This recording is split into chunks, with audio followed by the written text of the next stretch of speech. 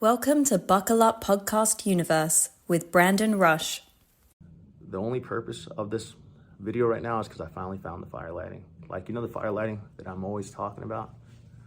Well, this is it. You know, he's got the perfect balance. Facial hair is looking kind of all right now. Looking like a caramel Jack Sparrow. Yeah, I don't really have anything to say. This is probably totally a thirst trap. Just a thirst trap video. Maybe it's the fact that your boy's got that leading man potential, kind of showcasing that right now, that anyone's out there that's looking at this. This is where we do the Buckle Up Podcast Universe with Brandon Rush and Mama Rush. And let's give a round of applause for my mom, actually. Dude, my mom is killing it. The guests are loving having my mom on. She is funny. She is hilarious. But not only that, she gives great advice, which she has been giving to all the guests that come on. Sometimes she's on the show, sometimes she's not. Sometimes it's just me one-on-one, sometimes it's with me and her. But we've been having a great time doing the show together. It's a blessing to have her. And I know that if my dad was still alive, that he would be, as I said, we lost to pancreatic cancer 9/7/2021. He would be on the show too. But I hear him talk to me every single day. In fact, he helped me. I could hear his voice when I was putting the show together.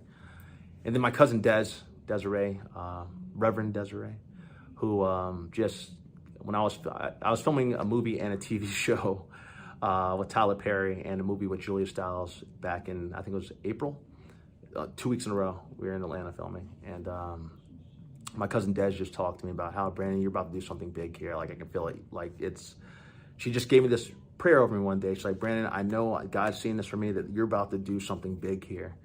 And it's going to be huge, which it has been. I'm literally seeing it every single day with just the guests that we've been getting from around the world, with 8.7 million people that we have so far around the world and in 18 countries. And I mean, we're blessed.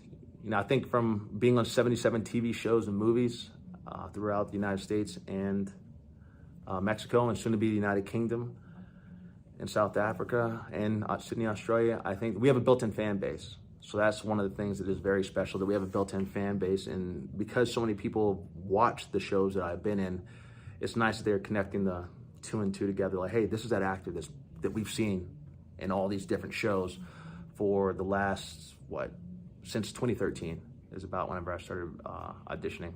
But I started with soap operas first. Actually, no, I didn't. I started in the movie world. First movie was Green Hornet. Then Days of Our Lives, and then 4 years went by and I didn't book anything. I couldn't get an agent to save my life. Always some kind of excuse. But as I'm learning the business more, I understand now. But after I did the 3-episode arc on Young and the Restless, that opened up the door. And then I went through a breakup. Girlfriend broke up with me, which is fine.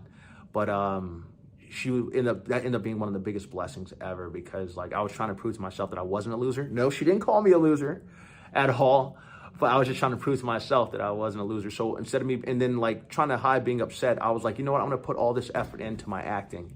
And I was performing at, open mic nights. And that's where I was discovered by so many, I think 20 people in the casting community saw me perform at open mic night, and I ended up getting called in from them, and I ended up booking so far with 19 of them, 19 out of 20. So that's a blessing, and that's where my foundation came from, with acting in LA. And then I went to Atlanta, did 24 Legacy for several months, and then took that to Miami, did a movie down in Miami with Steven Guttenberg from 3 Men and a Baby and Police Academy. And then we took our efforts to, actually I came back and stripped for Betty White, which was awesome. That was a big moment. Did Betty White, and I did another show too at Universal Studios, which was a big thing in itself. But then we took it to New York, and I did the same thing that I did in Los Angeles, and that helped us get seen. That's how I ended up being on. It took me 5 weeks to establish my career in New York City, which was a blessing. And Blue Bloods ended up being the first show to call me in. And from there, we've done everything. Blue Bloods, FBI, Power Book 2, have been up for a lot of shows and booked a lot of shows. I can't say everything because sometimes it's better not to say everything. But yeah, we're moving and grooving, and I'm excited for everything. So yeah, that's kind of my speech for the day.